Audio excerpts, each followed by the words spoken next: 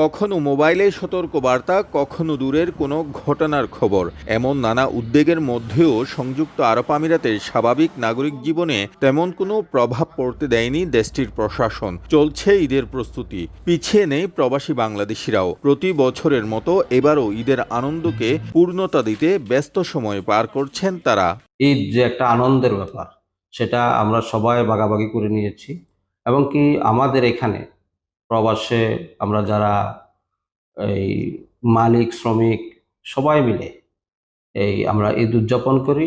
ইনশাআল্লাহ আমাদের অন্যান্য বছরের নিয়ে এই বছরও আমাদের ঈদের প্রস্তুতি সম্পন্ন চলতেছে এবং আমরা অন্যান্য বা দেশে পরিবারের সাথে ঈদ করতে চলে যাই। এইবার অবশ্য আমরা এখানে ঈদ করব। তো আমাদের একটা বড় উৎসব, আমাদের এমন একটা উৎসব যেখানে ধর্ম বর্ণ ভেদাভেদ ভুলে অন্যরা আসে, অন্য ধর্মের লোকেরাও আমাদের উৎসবে সামিল হয়।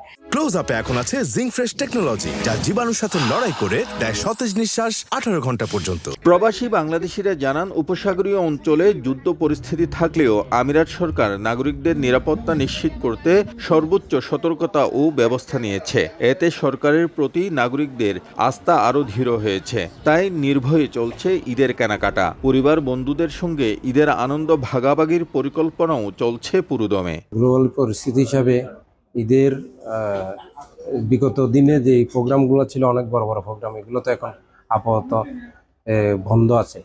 তো ঈদেরও মনে হচ্ছে না এই ধরনের কোনো প্রোগ্রাম হবে। তবে আলহামদুলিল্লাহ আমরা ঈদটা সুন্দরভাবে উদযাপন করব। এখানকার যে গভর্নমেন্ট আছে আমাদেরকে প্রতিনিয়ত অ্যালার্ট করে দেয় আর আমাদেরকে অনেক সেফটি দেয়।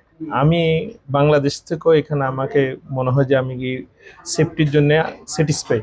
প্রতিবারের মতো এবারও সংযুক্ত আরব আমিরাতে আমরা প্রবাসীরা অনেকটা পারিবারিক পরিবেশেই বাংলাদেশি আমেজে এখানে ঈদ পালন করে থাকি।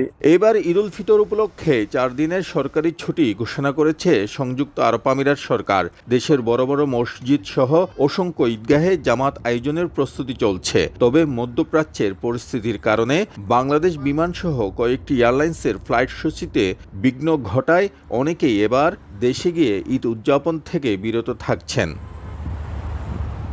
শিবলি আল সাদিক, সময় সংবাদ, সংযুক্ত আরব আমিরাত।